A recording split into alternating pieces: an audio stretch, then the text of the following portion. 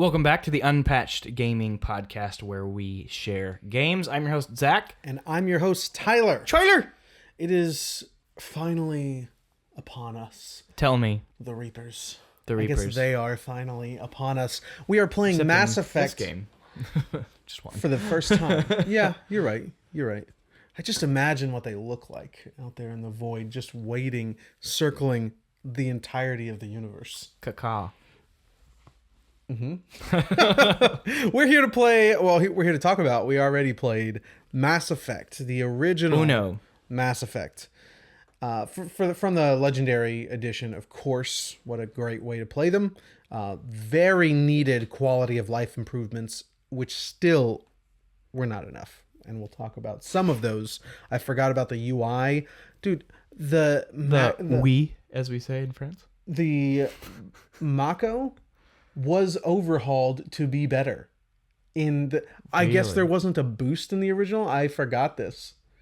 And the driving is I've improved. always wondered, I guess now that you're saying it out loud, I wonder if that's a Final Fantasy reference. Or if it's just they picked a name. I don't know. Mako Energy. Do you grab the Mako, the planet, the Mako Energy. Mako. Mako. I couldn't tell you.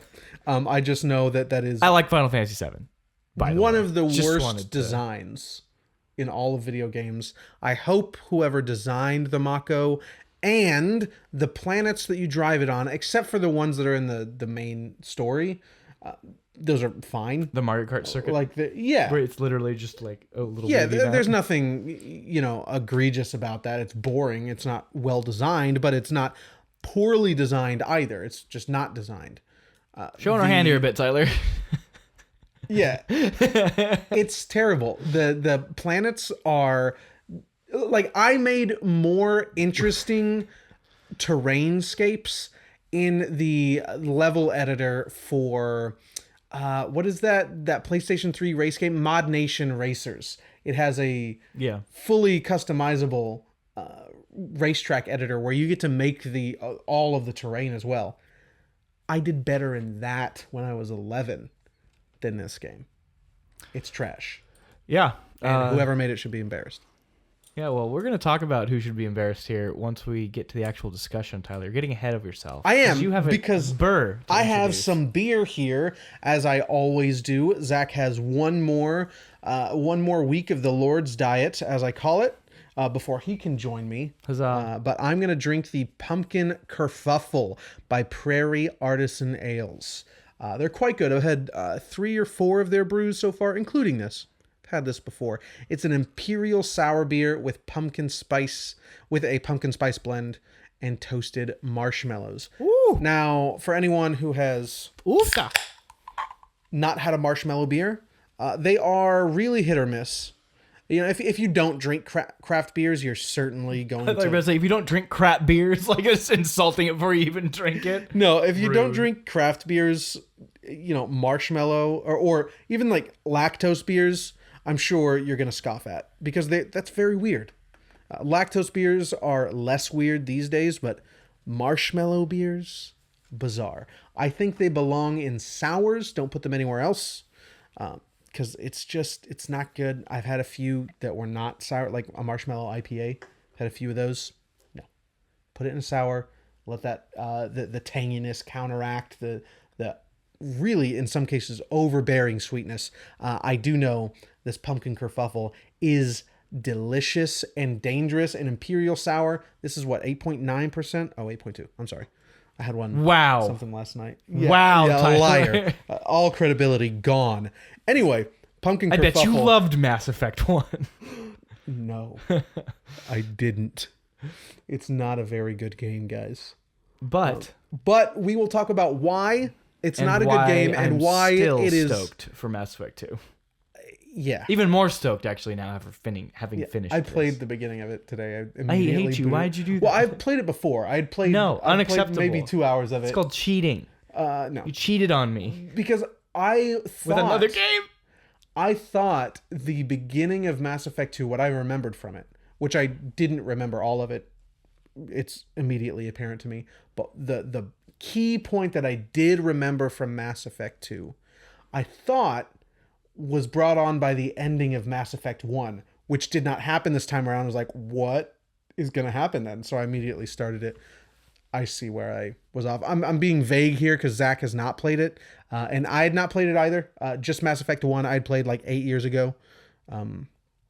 But let's jump into it, Zach. Let's just jump into it.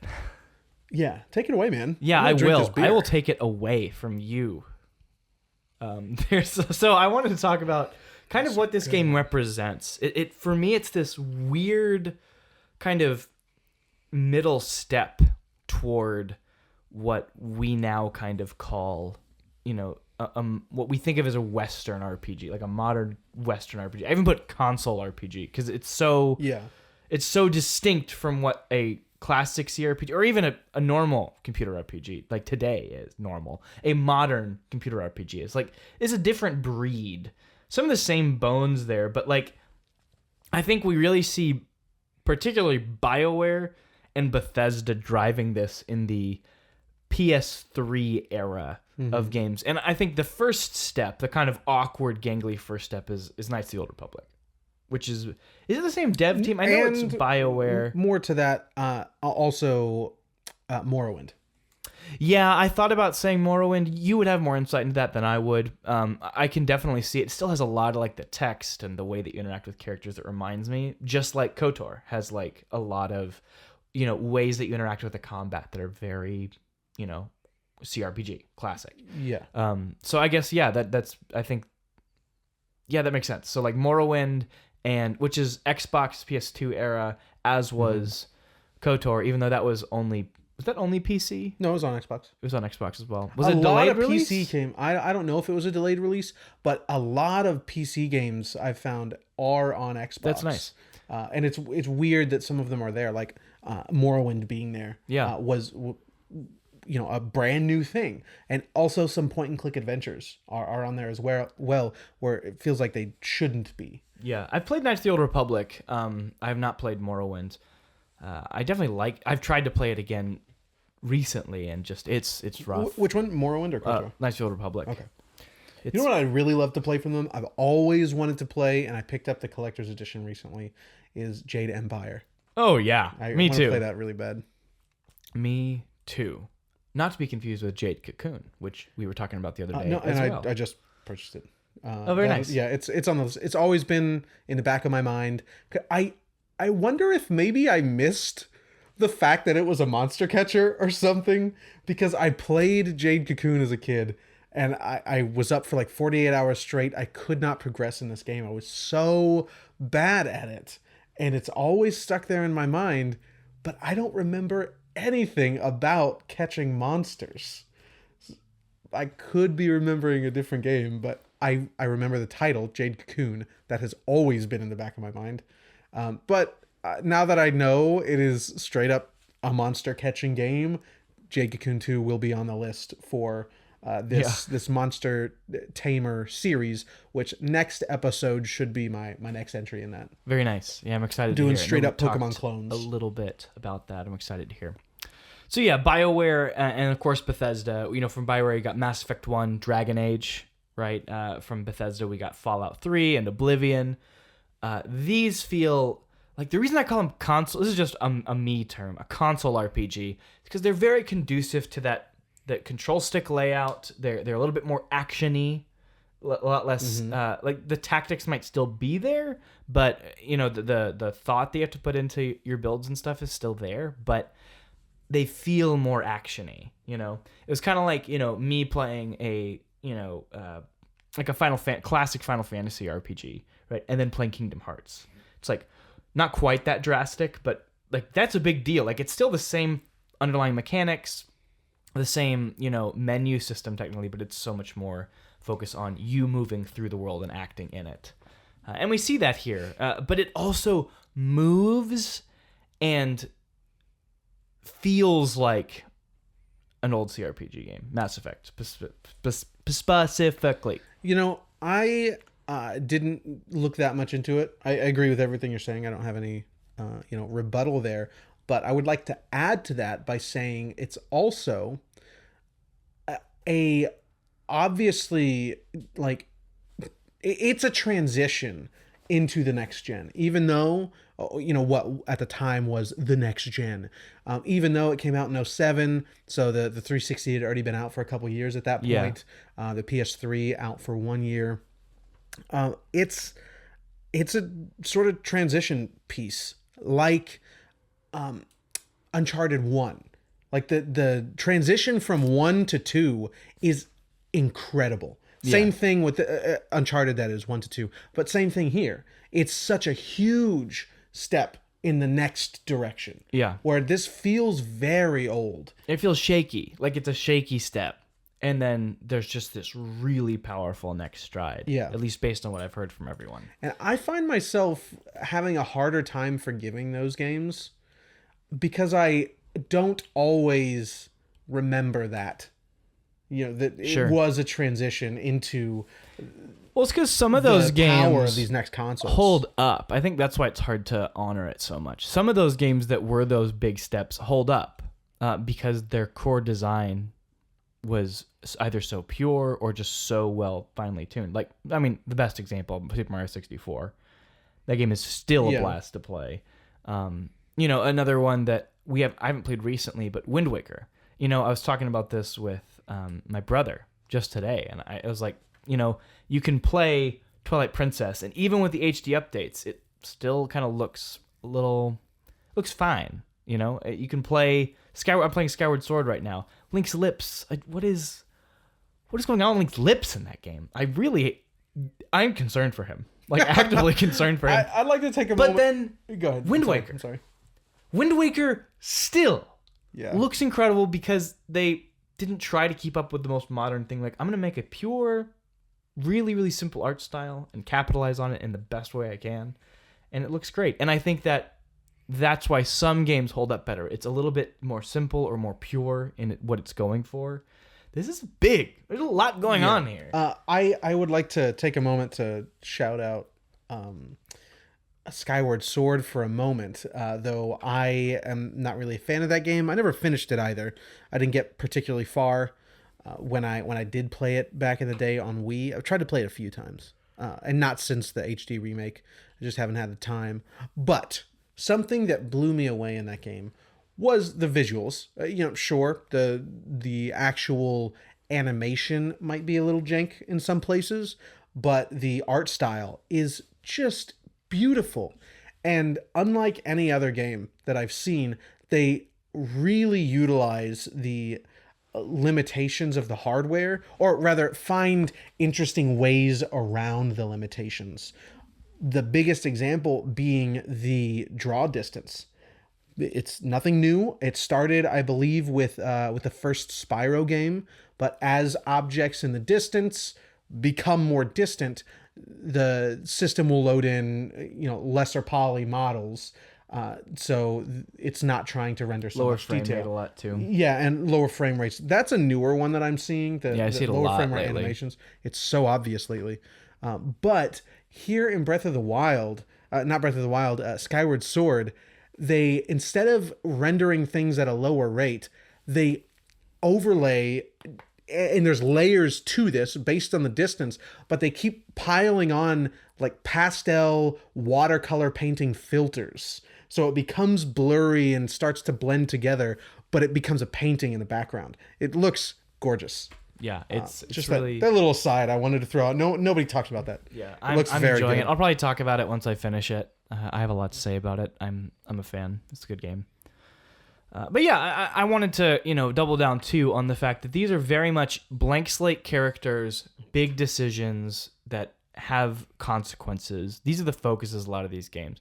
Oblivion a little less so in terms of that, but there's still, major decisions within the side quests, and there's a lot going on here. And you do see this kind of branch forming off of this new console RPG, which is The Witcher 2 and 3. Even now feel very distant from the kind of more classic Western RPG as it is today. The Skyrim Fallout institution that it has become. Because there hasn't been much in that space. Yeah, it's the Obviously, big boys. we just had Elden Ring. We had... But that's Eastern RPG. Oh, technically. yeah. It is an Eastern RPG. You're very right. I get what you're saying. But it's... I don't think it is an Eastern RPG. No, it's not a JRPG in the way that we think about it. It's not Final Fantasy VII Remake. Yeah. Yeah, it's not a JRPG. It is technically made in Japan. However, it's very much taking after Western sensibilities. Well, Breath of the Wild, I was looking at an interview, Eiji Onuma, I think it was Eiji Onuma, he was saying, well, what games did you play to get in... Interview asked, what games did you play to kind of inform the way you thought about this? And he said, the main one I played is The Witcher 3. Like, that's the game that informed a lot of, like, because it came out 2015, Breath of the Wild 2017, so it was mid-development when this game came out. So apparently he just played it a lot while he was developing Breath of the Wild, which is interesting because there's, like, no Witcher in Breath of the Wild. Like, none. I wonder if that's because it was too late in development, because it was announced well he says before it that. informed. He said it informed a lot of. I mean, as much as you can in those 2 years. No, I know, but like, I wonder what I'm getting at is I wonder if that inspiration has stuck around and will show up more in Breath of the Wild 2. Oh, maybe. I think so. Really quick aside here. Breath of the Wild. Nintendo's first open world RPG. That'd be interesting. That'd be weird. So for me, here's my little aside. Breath of the Wild, probably my second favorite game of all time, and like my first favorite game of all time, has a lot of issues, has some problems that affect it. I think though that the experience delivered far surpasses some of its parts. Yeah. That being said, if I were Nintendo, and I now get the chance to spend 5-6 years making Breath of the Wild 2, I would find a way. You're creative guys. You can figure this out. I would find a way to still have some sort of classic Zelda progression that doesn't, like, take some points from Hollow Knight, right? Where you can go to a dungeon with an item, right? And pass that dungeon and clear that dungeon. But you're not restricted. So, like, if you find that dungeon but don't have the right item, now, you can't go in it. Like, you can't do that. It's because Breath of the Wild, the core of Breath of the Wild is yes. Is the most yes game of all time. So you have to find a way to balance that, but still be able to reward the player with really interesting, persistent things. Not just a new weapon that might break or something like that. Persistent things in really robust, really big, well-designed dungeons. Even if it's just 4 again, you make them massive, But if I were them, I'd do like 10 really strong dungeons. 10 might be a bit of a high ask, but definitely more than 4 and definitely bigger than... And more unique, more so varied. Weak. Yeah, really They're unique, some of the really worst varied. parts of the game. I don't play them when I play Breath of the Wild. I don't do them.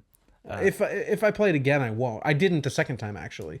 I didn't do those. Yeah, I don't. I did one to get the, what is it, Rivali's Gale. Oh, you got to get Rivali's Gale. Gotta get Rivali's Gale. It's so good. Yeah. I'm actually trying to do this run that I'm playing right now without Rivali's Gale. I'm pretty excited. Anyway, so that's my take. I think that really bringing in a lot more Zelda while still finding a way to say yes. Keep the weapon break. Fight me. Keep the weapon breaking system. Keep the focus on things like Terry Town and the Beach Town and these really creative, the dragons, like things that just pop, things that are memorable, like these emotional discovery dragons experience. flying around, and then the one in the south, I think it is. I forget where exactly. On the snowy peak, you have to fight you have to get the rot off of the dragon. Oh yeah, and you're flying down the swirling around the mountain. Oh yeah, Eventide. I never went to Eventide. Oh, it's my favorite part of Breath of the Wild. Favorite part of Breath of the Wild. Everybody talks about it. I never went. Well, in my 140 or 70 hours. Well, I saw it in the distance, and of course, being me and everyone who played Breath of the Wild, I want to go there. And so you try to fly, and it's not enough. I'm like, I'm gonna go talk to the demon, and you go and find the demon guy. Take all my hearts. Like, I need to go to this island right now. Give me stamina. Yeah, it's. I did that for Elden Ring. There's the island in the background immediately. Oh, me too. Unfortunately, there's nothing good there. There's a dragon temple. It's cool as heck. Yeah, it's kind of lackluster, I think. Okay, that's fair. And I didn't use magic really, so. couldn't really use it. But Anyway, also getting there wasn't as much of a Sure. big deal. So I that guess was a brief aside. You're going to be hearing a lot Yeah. about Zelda probably from me over the next couple casts. I've been thinking about it a lot, grappling with it. It's officially my second favorite game of all time now. It's on the list. Well, Breath of the Wild? officially. Yep, Yeah. it's there. It beat out how Hollow was Knight. it not? Beat out Hollow Knight for the raw emotional experience alone. That's the That's only fine. thing. That's fine. Only thing that made it win. Because picking at that level is so difficult, But anyway, all that to say, you're hearing about Zelda. We're talking about RPGs. And I was thinking, too, about the limitations, especially because it's so bare, right? Mass Effect 1. It's stripped so bare. You can really see its skeleton in a lot of ways. And it made me think of the limitations of this Western RPG format. I think the best ones are the ones that deceive you into thinking that you are carving out your own path. The ones that are able to deceive you into that. Because even Breath of the Wild, you're not truly carving out your own path. Like there's signposting subtly in that game. Or not so subtly sometimes. It is far more, it's one of the two games I'd say you truly are carving out your own path the most. But those aren't story games. That's not the point. That's why you can do that. The main reward for a lot of these games is the story for people. Specifically the BioWare stuff. Like that's really where it is. The decisions you make having long-term consequences and the character relationships that you develop. This is what draws a lot of people. It's why Outer Worlds was pretty successful, is because you just liked being around your crew. The crew was great. It was just fun to be with them. So I think the best ones disguise that, because playing this, I'm very much like, I go to a situation like, well, I can choose this outcome or choose this outcome. There's no real build-up a lot of the time. Now, some moments are built up quite well, but many are not. Many are just there. And I knew I was playing a game with two branching paths at that point. I think The Witcher 3 does an incredible job. And they're barely branching. Yeah, and The Witcher 3 does one of the best jobs of disguising that that you're just picking between two or three different things. The way you've played the game for 30 hours will impact the decision you make at the 40-hour mark without you even knowing. Of course, the famous Bloody Baron quest. I want to play that really bad. I'd like to really see does a game job. that does those, big sort of moral choices without making it so apparent. All of this should be under the hood, like the Paragon system, the Renegade system. Those should have been under the hood. But have a more robust thing. So like if there's a few different outcomes for a situation, let's say 4 or 5 different outcomes, or even bring it down to 3, have these various sort of moral gauges building in the background and taking from each other based on your decisions, both in dialogue and out of dialogue, without you knowing. Just totally natural. You don't know what it's going to be. You can't affect it. Undertale, other than, great example. I would like to play Undertale. Undertale's a great example. Yeah, it's... Because the Renegade system is just... It's boring, and like I roll my eyes at it a lot. It doesn't mean much of anything. So yeah, let's dig into that a little bit. I had issues because I built into intimidation and basically put nothing into charm. I'm just not very charming, unlike real life, obviously. And I put that points into combat instead. And pretty much every time you come to an interesting decision, there is an intimidate and a charm check. And if you have enough points, you can do the intimidate check successfully. Yay. And there's one instance where there's a guy who comes to you and he's like, hey, can you do me a favor and buy this kind of mental booster for me? I ran out of my allowance for them this month, and I really need to, negotiate for Earth on Earth's behalf for this. And so I'm like, no, I'm not going to get this for you. He's like, oh, come on, Shepard. Like, I really need it. And so I finally use intimidate. And it was like, you need help. You need to get your act together. Like, I start yelling at him. Like, so he's like, you know what, you're right. And he walks away and, decides to not use the drug and just to go for it. And it gave me renegade points. I'm like, this man is no longer doing drugs. Like, that's a good thing. Like, he's not, he's trying. You used intimidate. But bro. I used intimidate. And then there was another where, I can't remember the situation exactly, but like, I shot someone. Little Paragon points come trickling down. I'm like, what is going on? The most egregious example is the one where the mob guy, that like in the, I don't know if you got this because it was one of my backstory quests, but there's a guy who, he's like, hey Shepard, how did you you were part of our gang. I'm gonna tell everyone about you being part of our gang if you. Oh yeah, I wasn't. I did that. Tell like, everyone war unless hero you you help us get this guy out of prison. She's like, yeah, whatever, I'll go help. And then you figure out the guy definitely deserves to be in prison because he's a racist. And so you tell the guy confronts you in front of the police officers, like, what are you doing, man? That sucks. How could you do that to me? And I stand my ground. I'm like, no, publish whatever you want about me. Like, screw you. Like this is wrong. And I got renegade points. I was like, what is happening right now? I was very upset. I did not. None of that happened for me. So where were you in, like, what was your rating at? By the end of the game and throughout most of the game, I was half and half on both. Okay. Like, they were both pretty equal. I went full. They're the first things I upgraded completely. Were both charm and intimidate. I got them both all the way up, so I'd have all the dialogue options, and I sort of just played how I wanted with the conversations. I would choose more strict or firm stuff, things that likely came from intimidate. Typically, when I was talking to the council or someone in authority with Rex, I was a little more off-putting, or what would be considered off-putting to other characters. Not so much with Rex.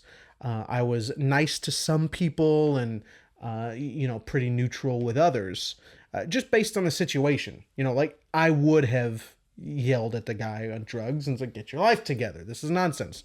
I probably would have done that. But I didn't run into any situations where I got points for something that just seemed off the wall like you. Plenty of times I selected a dialogue option because they give you a brief rundown of sort of what, like a 1 to 4 word sort of descriptor of what her response is going to be. We both played FemShep, right? Oh yeah, we both played FemShep. And then it would be something just totally nonsensical, something that does not relate to what you selected, and you didn't want to say something like that. I checked my controller a few times to make sure. Like, I watched it really carefully. Like, am I selecting the right option? That was my biggest complaint from the game when I played 8 years ago. Same complaint here. It's just it's not balanced well. Like, it makes no sense. The descriptions come from a different planet. No, it definitely it comes from just a different kind of person. Like, I bet there are some people that would interpret those correctly. It's very interpretive is what I mean to say. A different kind of person. It's very interpretive, and we did not interpret it correctly. No, it was interesting. But I got Paragon for everything that I was doing, except for one thing. I obviously, like, I knew I was going to get Renegade for it. I killed somebody that I thought deserved to die. And I get Renegade. I didn't care. But aside from those 8 Renegade points, I think it was, the rest was all Paragon. 8, that's a pretty big payout. Really? Yeah, I think like it's usually like 3 or 4. Oh, yeah, it was 8. Someone was begging for their life basically, and I killed them. It was a scientist, for the record, on Vermeer. There's a scientist that says she's not under the control of Sovereign anymore, and spoilers throughout. We're not. Yeah, if you've not played Mass Effect now, yeah. You didn't want to. Watching a YouTube video, and the guy's like, listen, there's spoilers throughout. This game is 20 years old. And no, don't give me that you're going to play it. I know you're not going to play it because you haven't played it yet. Yeah. It's amazing. Yeah. So spoilers. Get over it. So anyway, she's saying she's not under the control of Sovereign anymore. She'll let you into Saren's office. She does. Then I kill her. Because I didn't believe her. And nobody said anything either. Yeah. I mean, your party members will say things when they don't agree with you, like when you kill innocent monkeys. I did that accidentally. I didn't know. And Is that what you call humans? Innocent monkeys? no, I'm just kidding. There were these monkeys that took some sort of something from this shipwreck, and they scattered the pieces about the planet. And I didn't notice there were monkeys. Their dens were like these giant mud huts that were above ground, and I didn't see the monkeys. So I shot one of them. They looked like brittle boulders. So I shot one with my missile and killed like 7 of them. Liara's like, was that necessary? This is why you humans have the reputation you do. Because you just start launching rockets at primates. Yeah. I didn't mean to, though. One positive that I really took away from this game is the world building and the races. Like, for how little story happens in this game, if you really like, they're all so believable. It's very believable, and some of them are creative and just fun, and some are like really fleshed out. And the council and the politics, like, I like the politics. You get it immediately, and it's not this complex Game of Thrones web. It's just you get it. Yeah, you understand how this works, and definitely. I respect that a lot, especially kind of the core alien races, specifically the Krogan and the insect race. I think those are both really well done. Kind of their whole situation, the Krogan, not being able to reproduce consistently as an act of war against them that is still lingering. And then, of course, the insect race as well. Just really, really good. Like, they're extinct and now they're not. And I really like the Turians as well. Oh, the Turians are great. What's her name again? I'm drawing a blank. The Turian on your team. Wait, Turians are the... the Quarians. Yeah, Quarians. Yeah, Turians are the Tali. Garrus. Tali. Did you talk they're to really. her a lot? I talk to her all the time. The only one I didn't is Liara. I never talked to Liara. Oh, she was really boring. I like Liara a lot. Oh, really? I always have. I feel like most people do. Yeah. The race is pretty interesting. Yeah, I just don't like Liara. She's kind of boring. She becomes less boring, and I ended up. Who'd you bang? Nobody. Nobody? No, I tried so many, and none of them opened up the right dialogue options. Like, interesting. I talked to them constantly. I exhausted every dialogue tree. I did their quests. Wouldn't let me do it. Huh. It would have been Garrus. It sort of happens at the end automatically if you've gone far enough in your relationship. Weird. Just before so you're like flying to, what's that last planet you go to? I don't remember. Anyway, as you're flying there, you're in your room by yourself, sort of contemplating what's going on. A cutscene happens, and then whoever it was that you got to that level will come meet with you, talk for a while, and say, "Hey, this could be our last moment. We might die. Let's bang." Yeah. So that happened to be Liara. I was kind of interested in. I was much more interested. Can you bang anyone? No. So some races are. Some characters, not races. Well, the only race that is fully open is the. What's Liara's? What are they called? Sorry. Asari. Yeah, the Asari are fully sexually liberated people. Yes.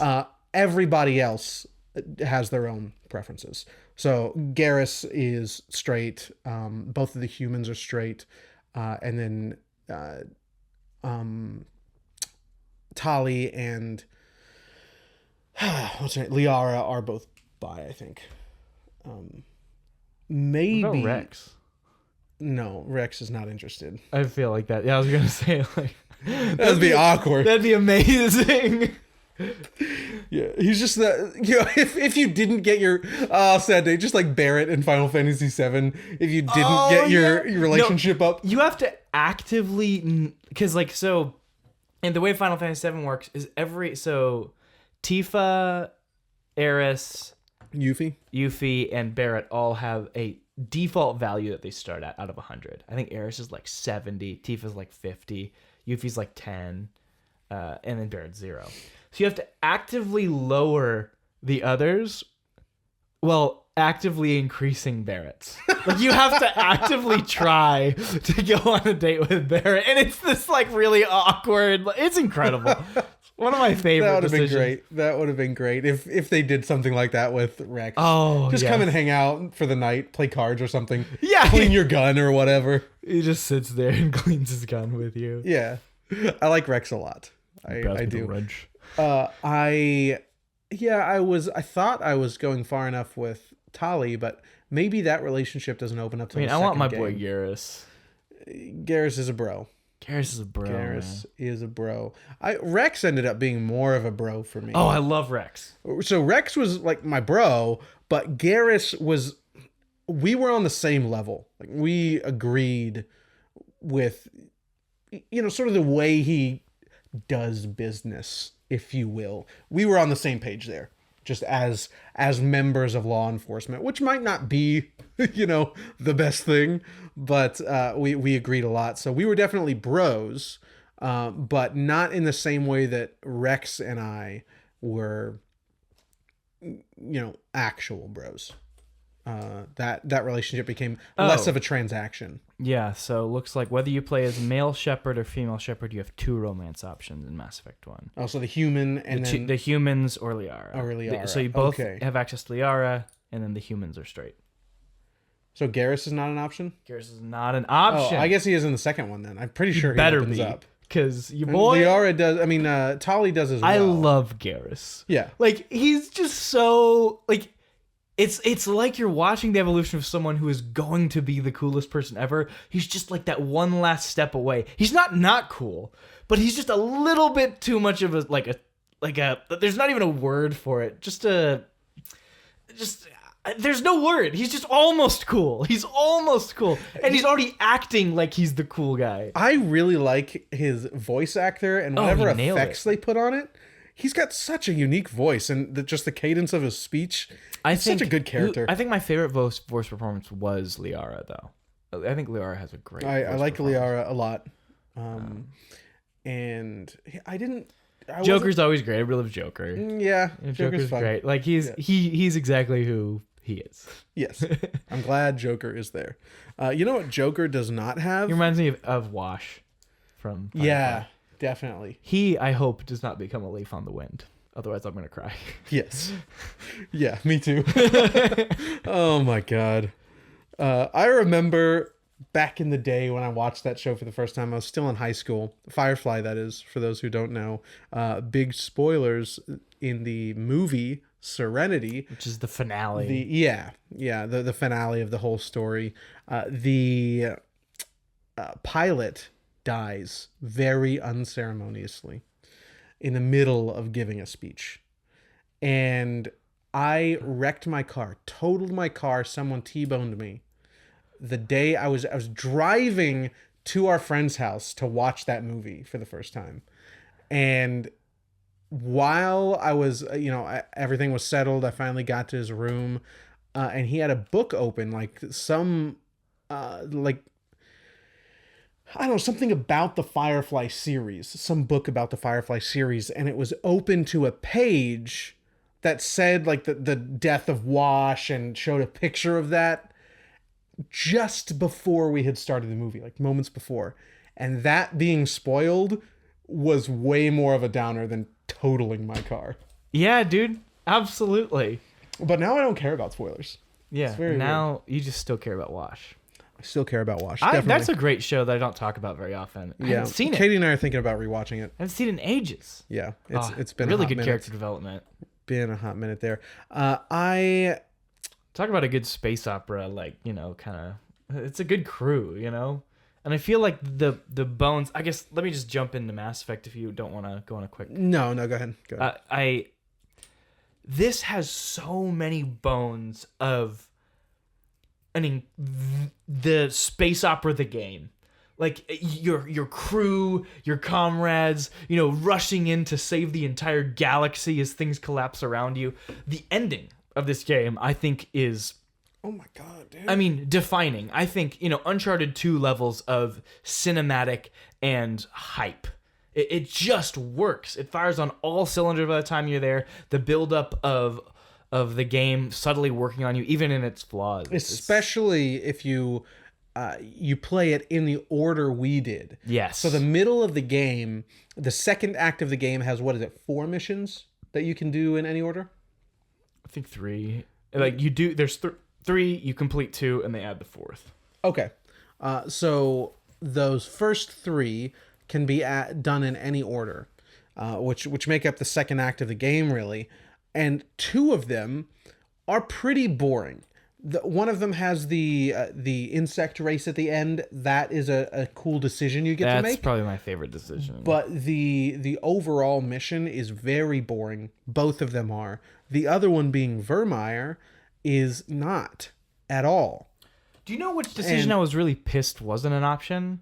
Is siding with Rex to just steal the Yeah. Like, I think that would have been a great It would have decision. been much better. I would have done that as well. Yeah, me too. I would have been like, screw these guys. Let's go. Like, Yeah. we'll do your little mission. Just steal. But also, like, as a side mission, go in and steal that. Like, you could have done both, probably. Yeah, absolutely. And then maybe have a third option. Yeah, it would have been so much better. Is a third option at the end being have both the humans dying, and Because you went out of your way. because you went to get the so you know. But the problem is I still wouldn't have cared. No, the only reason we're getting on sidetrack here. So later in the game, you in this Vermeer mission, which is what I think you should play as the third of those 3 missions. Well, that's the one that's unlocked. Oh, Vermeer is the one that's unlocked. Yeah. Okay, I think you should play it last. So do all 3 of those first, because they're boring. They're not particularly interesting. You do get that one interesting choice at the end of the with the insects, but Vermeer is where things start to really take off. And if you play that last in the second act of those 4 missions, then you just get a few hours of really solid rip-roaring gameplay. content. Yeah. And But if you the play it, conversation with Sovereign at the end of Vermeer, where, like, I was talking with you about It's this very earlier. cool. It is one of the most believable "we are so far beyond you" concepts, because it's so overused as a concept. But this one is earned. Like, you genuinely can see this AI race just, making a couple logical skips through, and then just coming to this conclusion and building an empire around it. Like, to the point where they might not even know why they're doing it. They just do it. I think it's really good. It's very I think it's really good. It's really, really awesome. Yeah, Vermeer's a great mission. On Vermeer, you have the choice based on how the mission unfolds, which is very dynamic. Lots of things are going on, which is, a complete contrast to the entirety of the game thus far, which I believe is a pretty boring, bland, kind of ugly game. Yeah, I probably wouldn't have finished it back in the day if I had played it. I was thinking about that. Let me finish my thought real quick. The 2 human characters, Caden and what is it, Ashley? They're both on separate parts of the mission, on different teams, and you have to save one of them. They are so boring. They're so uninteresting. The decision came down to Ashley's armor is way cooler than Caden's, and I don't want to see either of their faces. But if I have to look at their armor, Ashley's armor is way cooler. So I let Caden die. Incredible. So I sent Caden thinking that was the choice, that they were just going to die. Like, whoever you sent died. Or if you didn't do something in time or something. Unfortunately, that meant Ashley was left guarding the bomb. And so, who I do like slightly more than Caden. So I ended up saving Caden instead, because I wanted to make sure the bomb went off. I wasn't sure if it would, like, not go off if I went to save her or something, So these are the same decisions I made in the previous run, or maybe they weren't, but I did save Ashley. The decision that happens first, who you send to the other team. I don't remember what happens there. Is there more gameplay there when you go to save the other team? Yeah, you fight Saren up on top of the at the very top of the building. And oh, okay. Yeah, you fight him next to the bomb as assume well. you did, It's a like half a boss fight. It gets cut off. Yeah, dude, but his rockets. I know you're playing on easy, but that's the only thing that, like, oh my gosh, if you got caught out in the open and he just decided to unload his little barrage of like 5 rockets at once. Oh, he didn't even do that. Oh, it was so. So I'm annoying. playing on easy because I played it before, and I know it's very dated. It's not a very good game, in my opinion. The gameplay, that is. There's more to this package, as we're talking about, that is worth Yeah, it's the playing. bones, man, and it gets some real meat on those bones in Vermeer in the end. Like, Yeah, you so feel it. if you're into playing it again, play do we go for the Vermeer council, or do we less. go for? You're like, oh no, like just kill the council. Screw them. I already hate them anyway. Like, No, I thought it was a bigger decision for humanity. Like, I had the choice to do both. Do good for humanity and succeed at the mission. So I went with saving the council. I don't remember what I did last time. well, what happened? Like, were you still able to beat the sovereign, or like, what was the consequence of saving the council as well? I don't think there was much of one. Interesting. What was the other thing? You killed the council to do what? To focus on sovereign. So sovereign just blows up. Like, No, you still fight Sovereign, but they talk about during the fleet that comes in to save the big ship. I forget what it's called. The council Lilo and is Stitch on. ship. Yeah. It looks literally just like the Lilo and Stitch ship. Interesting. So to save that ship, a huge swath of the fleet is destroyed. And so it's perceived as humanity's biggest sacrifice. This could not possibly do anything else than prove their worth to be on the council. Interesting. So I don't know if... Yeah, it seems like it's that's different. just the better decision then. Yeah. Because literally the council dies and then It's a unanimous decision. They're all praising you. do you get to choose who goes on the council? Yes, you get to choose. Yeah, same here. It just doesn't really matter. Oh, so you kill the council. Well, now we're the leaders of the council. And who did you choose? Oh, I chose my captain. Yeah. Oh, captain! Screw that diplomat piece of crap. Yeah, I debated. I think actually. he would probably be better. Like, I feel like he's gonna do a better job of, like, working in that system. But, like, I really hope the captain just lets it go to his head and just starts wild westing it. Like, I really hope that's so what with happens. the council alive. You get to make the decision, and I debated. Are you like a junior member, or are you on the council? He's on the council. Got it. You will be one of the 4. See, this is why this game's good. Like, it really sticks this landing. Yeah. And it makes me go, I need to play Mass Effect 2 as soon as possible. Like, Yeah. and so I've done that voice at least 10 times. Like, I don't know why. I haven't done it on any previous episode. I haven't done it recently. I bet you have. Maybe like once, but but not 10 times in a row. Not 10 times in a row. It's such a good last act, especially if you of the middle act. You do Vermeer last, because it is a step above everything that came before it and leads directly into the rest of it so smoothly. If you have that be the last, And like, you talk to the AI of the why am I blanking? The name of the race, the Protheans? Protheans, yeah. Protheans, yeah. The Protheans, you go and you talk to their AI, yeah, Vigil, and like he talks about like how he's had to like slowly drain all of the life support systems to keep alive, and them realizing, like, just the whole history and context there is really good. engaging. And it's so concise. Oh, you and get the so area much. Looks really. It's one of the only areas that stands out. Is Yeah, the Vermeer's ruins. pretty good. I like Vermeer. Vermeer's good. Yeah, it looks nice, but just the ruins, man. I love Everything ruins. else in the game's so boring. Even the Citadel is just such generic utopian white. Oh, yeah. I don't like any And empty. environment You talked in the about game. empty. Yeah. No, I mean, it was in 2007, but for a remaster, put some more NPCs in there or something. Yeah. Whatever. It just makes it look more alive. Yeah, change the textures a bit so it looks like it's been lived in. It looks really bad, I think. But yeah, enough about those. There's those last missions are just so good. I think you should conclude the second act with Vermeer. But I want to go back to a point that you said a moment ago, that you made a moment ago, about not finishing it back in the day if you played it in 2007. I don't actually think that would be true. What I meant to say, by the way, is sorry, I know I said that wrong. I meant to say I would not have picked up Mass Effect 2 back in the day. Yeah, which you based said off of this earlier, experience. precast. Yeah. I doubt that would be true either. I think it because would. I was thinking about that when you told me earlier, and I played this game 8 years ago, which is just before the PS3 came out, PS4, I mean, and even then, I didn't feel the same way about the game. I didn't think it was so bland, so boring. I mean, obviously, some of the dialogue stuff I recognized as a problem, but back in the day, I feel like you may not have known better. Sure, but like, because nobody else did. Everybody loved this game. This game is universally praised. Usually, when people say like, hindsight's 2020, like you wouldn't have known in the moment. I think you're right, but I'm thinking specifically to the kind of games I played. I didn't even like Oblivion. Like I could not get engaged with Oblivion around that time. Like it just didn't do it for me. I don't think these games would have done it for me. I don't think I would have made it far enough into the game to get to this good stuff, and I don't think I would have played Mass Effect 2.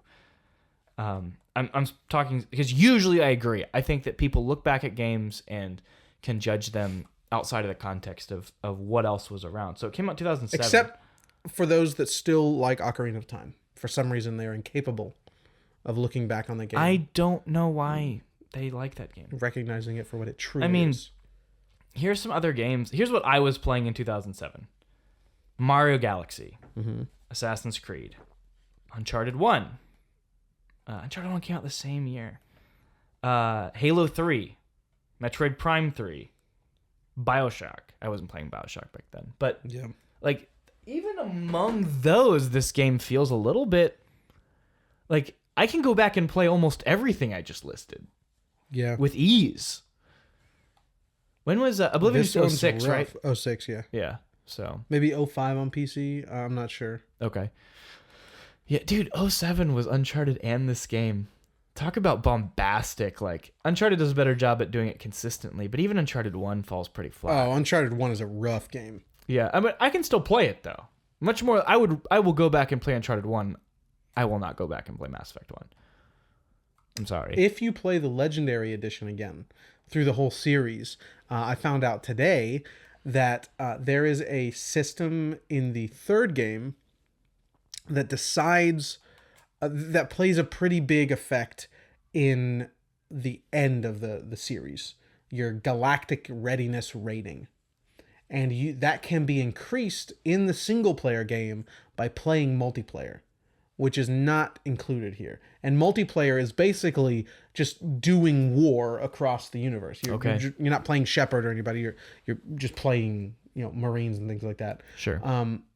So that's not included. There's no multiplayer here. So your galactic readiness rating is decided now, and I guess it's maybe under the hood, at least until the end. I don't know if that's like a visual thing that you can manipulate in the third game.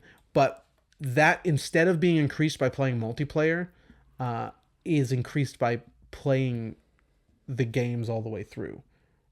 Oh, interesting. So that can be increased. You can start with 2, and that will contribute to your galactic readiness. But playing all the way through contributes even more. And if you just start with 3, the video I was watching about the new features was saying that BioWare was saying that you will... To have really high galactic readiness, you'll pretty much have to do all the side content in the third game. That's actually kind of cool. I like that. Especially because they know that if you do quite a bit of side content in 2 and 3, you'll still meet it and you'll be good. Yeah. But because people might not want to go back and play 1. That's interesting. I think that's mostly a good solution. Yeah, it does seem interesting. 3, dude. But you need to do a lot. I want to know. I want to like that game. I'm absolutely going to watch, once I finish the game, I'm going to watch the original ending because I have a feeling. Wait, what? They changed the ending? Oh, you didn't know this? In Legendary? No. In the original game, there was such a huge backlash against the ending. Oh, I knew this. I thought you meant in Legendary. No. So I was like, go back they and changed watch... the ending again? Oh, no, not again.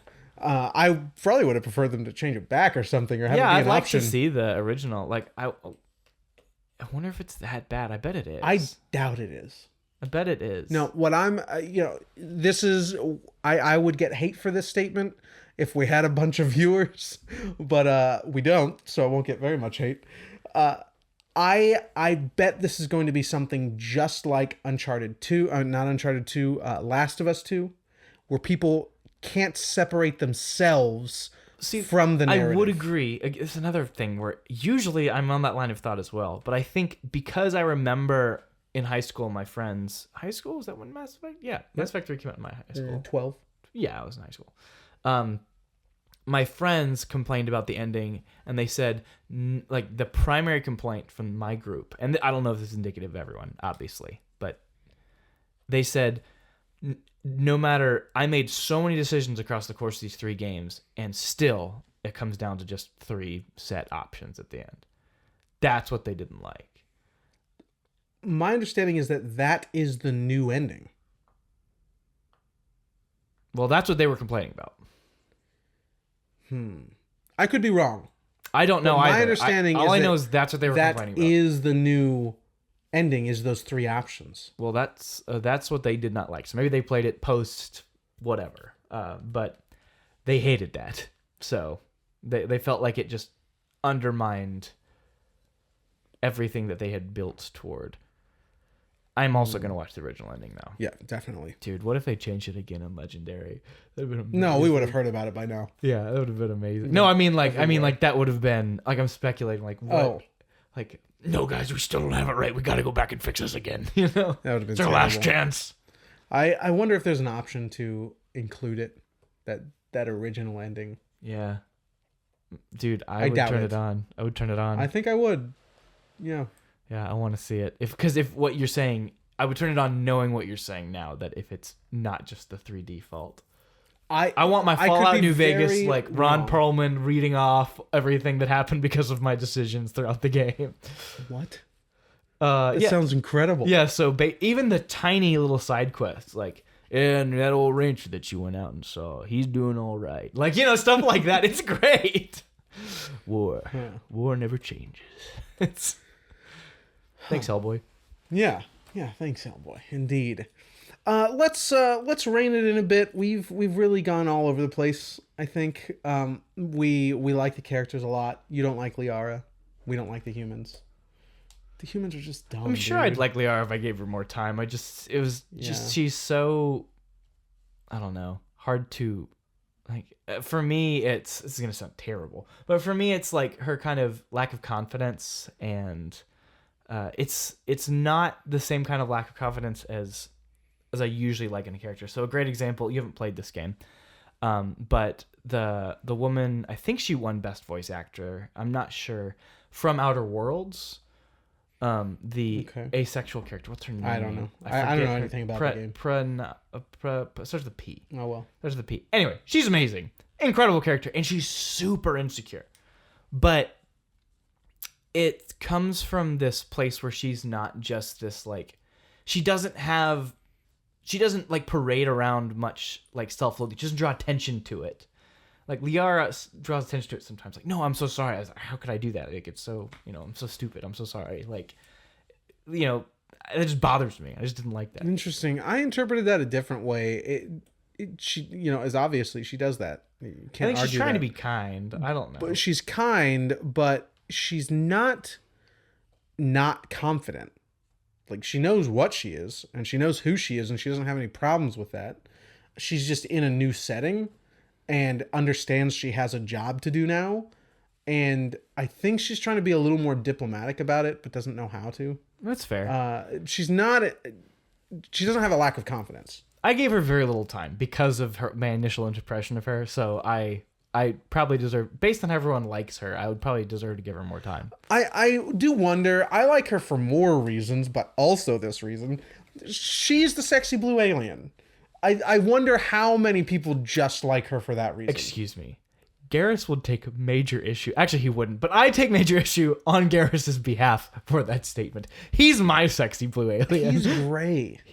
He wears a blue suit. He's got blue little tinges. Yeah, until you put pink suit on him. I did. I really didn't like the pink suit. Like, I liked the pink on okay. I need to clarify this. The pink suit in this is terrible, not because of the color, because of the little like the bumpy frills all over it. It's like you could just scrape it in here. Like, it looks terrible.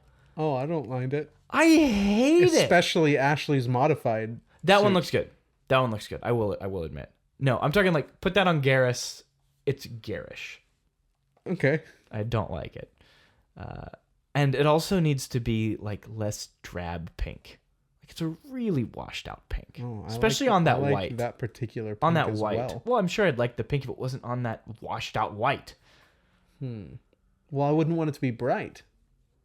Like to Dude, be a give it bright, give like it a bubblegum nice, pink. No. I'm talking about the white. Like if you have the washed out pink with like maybe a little bit more of a popping gray or something, it would just look so much nicer. Maybe. And then get rid little textures on it, like anything else, people. No, I like those textures. They make sense to me. You are incorrect. It's terrible. They make complete sense to me. This is not like hockey pads at a trampoline gym. Okay, We're talking about this pink armor because it's one of the higher rated armors in the game. That's why we're talking about it. I took it off. I put Garrison's level 1 armor when I went to raid something. I was like, this armor's terrible. Garrison's gonna die, but it's fine. Like that's what I have Rex for. Just stay alive. Yeah. Oh, we didn't talk about how we used our parties. Oh, the same way every battle. That's one of my biggest complaints of the game is unless you probably play it on hard mode, which is just probably pretty frustrating. I used the same thing every fight. Yeah, it never worked for me. Like there was no reason to. I changed it up, but there was no reason to. Yeah. What I typically went between was Garrus and Tali.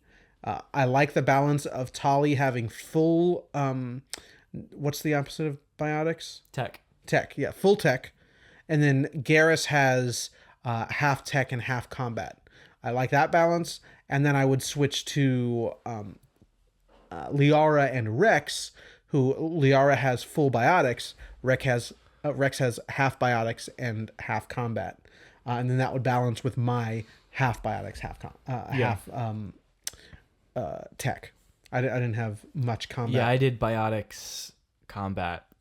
I think I would have rather done tech. I think tech is just dude, some of the tech stuff is awesome. Some of the tech stuff is cool, but the biotics being the medic, so the poison and the warp ability, or with Liara, warp is broken. You get dude, I always brought Garrison Rex every time. And anytime I started a combat, especially I'd find the biggest, baddest guy, and I would have Rex cast warp on him. I would have Garrus do the tech one that just immediately breaks shields. And then I would just launch the grenade, and they would die immediately every time. And now I just have to clean up the small guys. A little push here, maybe. Maybe overcharge, overheat. I did shake up the party. It was not disabling necessary. 2 is really good. Like stasis and the one that like disables their weapons. Those are like casting. I would occasionally then switch it up to have Rex and Garrus, or Tali and Liara, because they both had full tech and. Yeah, why would you play with the humans? Well, full combat's probably pretty good. But like, why would you do that? I wouldn't.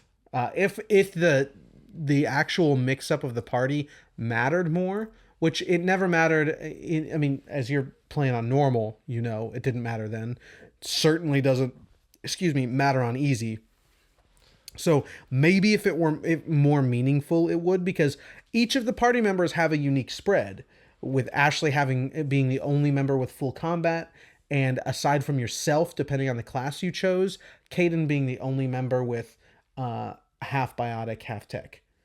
So they're both unique in terms of their skill set, but they're just boring. Agreed. I don't like them at all. I don't like having them on the mission. No.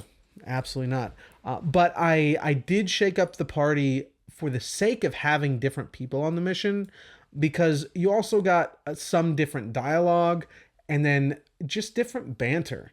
Like I really like how, especially on the last 2 missions, the Vermeer and the last mission, like there was a lot more.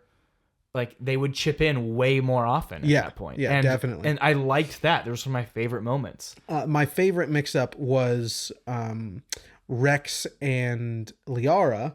Not only because they both had biotics, they could bounce off each other really well, and then Rex has biotics. some survivability. Rex has a lot. He was a huge tank for me. Yeah, he could just. He's really. I'd good. send him out in the middle sometimes with the barrier, like the white barrier that you can put on him. I just have him stand there and shoot people. Yeah.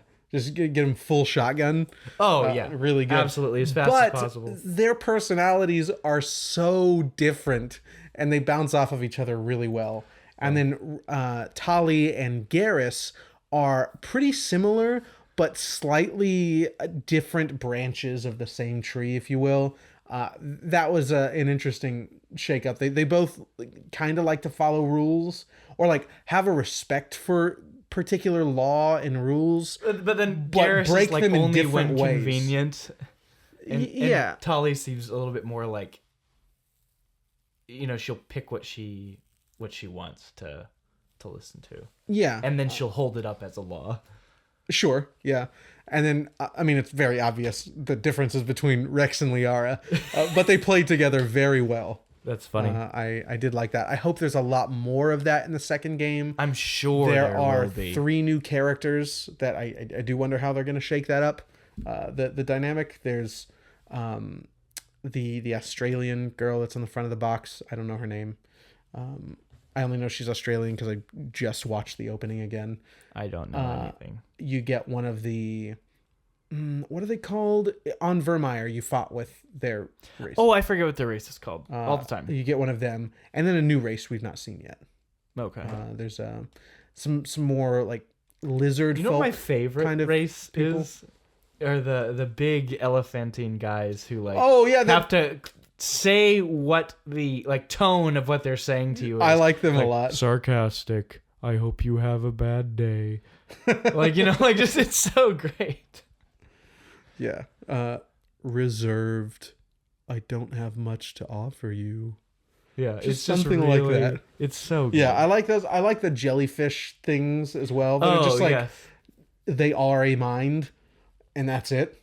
They're just a visual representation of a mind and kind of a jellyfish. I like those. But I think I like... This one is happy to see you, human. Yeah. I like the Enkindlers, human. The Enkindlers. What is it? What are they called? Rex. What's Rex's race called? Krogan. I like the Krogan a lot. The Krogan and the insect race are my favorite for sure. Oh, I always forget because you only see them in that one moment. The insect race. You mean the queen you get to let go, right? Yeah. Okay. I also do like the ones that just inexplicably take care of the Citadel. Oh yeah. Those are great. They're interesting. I mean, did you find out why they do that? Yeah. Yeah, you did all that all the dialogue stuff with Vigil. Oh, of course you have to. Yeah, of course. And if you have Liara on the team, she stops you, and she's like, if you leave without exhausting all the dialogue options, she's like, wait. What are you doing? We may never have this opportunity again. The power's gonna run out. We're gonna die. Whatever. We should glean all we can from this. And you have a few dialogue options to basically say, like, no, you're insane. We don't have time for this. You're a lunatic. Get over it. Yeah. Or to side with her and finish the dialogue options. And incredible. That, I think, raises your relationship a decent amount. Because I don't think I did anything past that would have... If not for that, I don't think I did anything more with her than... Oh, wait, she's the only other romance option, right? Yeah. Okay, then, yeah, she would be the only one. Isn't Caden dead in your game, too? So. Yeah. Well, Tali, I was thinking Tali, but I don't think she comes along till the second or third Yeah, game. you can't. According to the guide, it says just the 2 humans and... Yeah. I think much more opens up in the next few games. I don't know if I'll continue down the path with... Liara. You know who I'm going for. He's my boo, my main village man. I know. Garrus gets me, okay? And when he holds me, I feel all prawny and beautiful, okay? I want to just give him a little District 9 tentacle kiss, you know? Oh. Let's see what the dialogue options are in... not dialogue. Romance options are in Mass Effect. Please tell me Garrus. Please. 2. Garrus. All right. I need him so romance bad. Options. Dun. Yeah, we're on hold here, guys. Okay, while you're doing that, I just want to make one final point.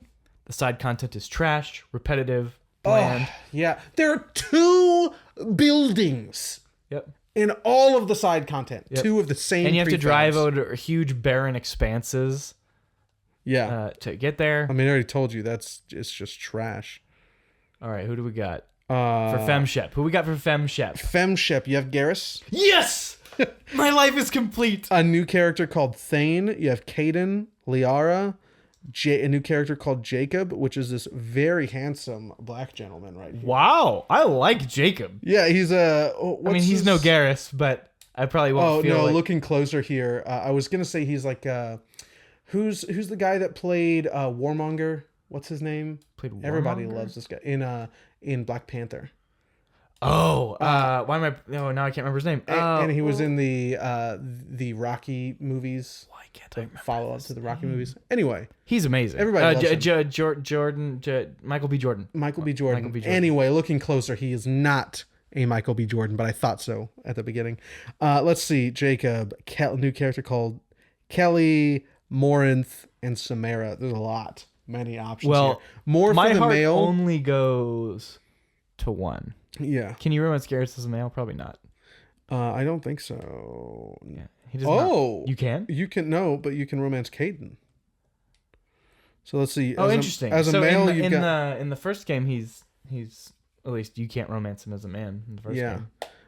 You've got Tali, Jack, Caden, Liara, Ashley, Kelly, Morinth, Samara, and Miranda.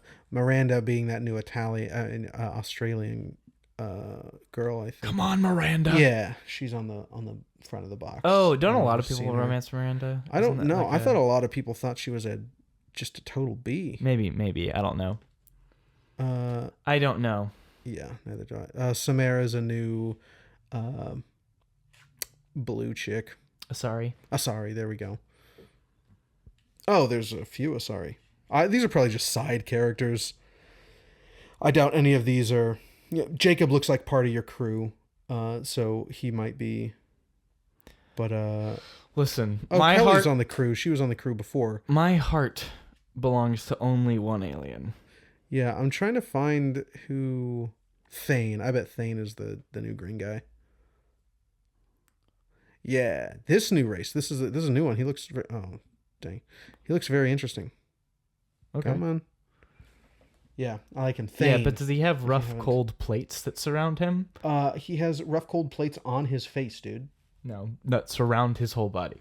You haven't seen Garrus naked yet, so you don't know that. I can... Or Zach, have you seen? Unfortunately, Garrus no. naked? I have kept myself a Garrus virgin, if you will. I'm keeping myself for Mass Effect 2 Garrus. Oh, I guess maybe the I forget what they're called. The smart, pompous, pretentious aliens. The one that's on the council. Whatever they are. I don't think you can romance him. You've got one of those in your crew, but maybe they're asexual. Interesting. I don't know. Yeah. We'll find out. On this episode, folks, we had a good time with Mass Effect, but really only towards the end there. It's a rough game. It is no masterpiece. I think take with a grain of salt the praise, the absolute praise you hear poured on this game. Well, you don't really. Like, people typically skip over about Mass it, right? Effect 1. Like, nobody talks about Mass Effect 1. It's usually Mass Effect 2 that people talk about. Yeah, and then 3 by extension, which is weird because I bet you 3 doesn't change or improve anything gameplay-wise. Maybe a little. But people didn't want that sequel for more refined gameplay. They wanted it for more story, which is very rare. Yeah. So just maybe play it on easy to get through it, just so you can build a relationship with those characters. If you've not played it before, that is. We haven't gone super deep into spoilers. A lot of the stuff that you've heard us talk about, if you have not already played the game, is likely going to be totally lost on you, and will be totally lost on you, because we've not really connected a lot of dots. We've just been speaking as though you as the listener have already played this game. But if you've not, and you have stuck around, I want to say I do think it's worth it, but maybe play it on easy, rush through the game. Don't do any side content. I would do the asteroid. The asteroid, of course. That's the only DLC. Meaningful one. There's an asteroid you find with a warlord on it. He has attached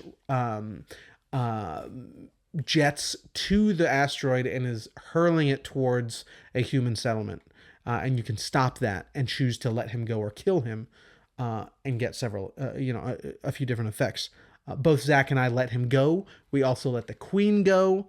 As you know, Zach killed the council. I left them alive, and we both killed the opposite human. And Zach didn't romance anybody. It's because you can't romance Garrus. I'm keeping myself pure, Fair undefiled. Enough. Fair enough. But there a space virgin. There's a lot good right there at the ending. I would skip all the side content except for the character missions. That there are 3. Well, if you play with the humans, there are probably different ones. We did not, but with Garrus and Rex, there are ones that they give you, and then you have to already complete one of the side missions to unlock Tali's sort of character mission. They are just as boring as the rest of it. However, it builds your relationship that will then carry into the other games. It's the only reason I would recommend doing those. Otherwise, they are just as stupid as the rest of it. But that last act of the game is so good. So good, dude. I would recommend playing it if you blast through it. Yeah, it's a rough package. Indeed. But I'm looking forward to the second one just as much as you are. What a step above. Again, I played the opening again this morning. Immediate step above. Huge I'm so ready. Step in the right direction. Well, next week, or not next week, but next time, we have a little bit of an interesting episode because we're not playing the same game. Yeah, both games that we have played separately. You have played God of War before, 2018 that is, and I've played a quarter of it, maybe close to a half of it, but I didn't finish it. So I'll be playing God of War, and what I have played before, and hopefully we'll have a little time to revisit because I love this game, is Hellblade: Senua's Sacrifice. Both, cool takes on Scandinavian lore. That's not why we're playing them, though. They both have sequels this year that we will absolutely be paying attention to, lest there be any delays. I've heard nothing about Hellblade 2, so that is kind of making me think doesn't bode well. Yeah, that's gonna be unfortunate. I haven't heard a lot about God of War, but I've definitely heard more. No, but they had a few releases. Sony did prior to. Oh, I guess just one major release this year, right? With Horizon. Is that the only big one? I mean, Tokyo doesn't really. That's not a big one. Horizon, God of War. No, I mean so far. So they were focused on Horizon, definitely. I bet we'll hear more about God of War soon. Because it's June, right? June is the E3 season, which will not be happening. E3 is fully canceled. But, that season. Everyone's going to do their own shows. Summer Game Fest. I mean, immediately, as soon as that news broke, Keighley was everywhere. All over social media. Hey, guys, I'm still open for business. So the Summer Game Fest starts in June, of course. We'll be hearing more, I'm sure, about it then. Hopefully, we also hear more about Hellblade 2 because I am so stoked for that game. So we're going to play those separately, but talk about them, in the same episode, just to gear up for the coming sequels. And then Metal Gear Solid 3. Metal Gear Solid 3. I'm really happy we didn't play it back to back. Yeah. Because it was just a couple days ago where suddenly I became very excited for not Mass Effect 3, but Metal Gear Solid 3. So I think I've had a little bit of time to digest the series so far, and is making me quite excited to jump into MGS3. I'm stoked to go back to it, for sure. And then from there, from MGS3, we'll do Mass Effect 2. And then probably have another filler episode with something else coming out this year. We already decided. Horizon will be after that. So that's the upcoming schedule so far. We will see you next time. But before we part ways fully, I want to thank you for joining us. Do consider joining our Patreon. With the $2 tier, you'll get into our Discord, that budding community on the Unpatched Gaming Discord server. Come talk about all your memories regarding the Mass Effect series, which people have so many fond memories of that series, and we are building those right now for the first time, Zach and I. So join us there with the $2 tier on Patreon, and thank you for joining us, folks. please don't forget to share what you love with who you love.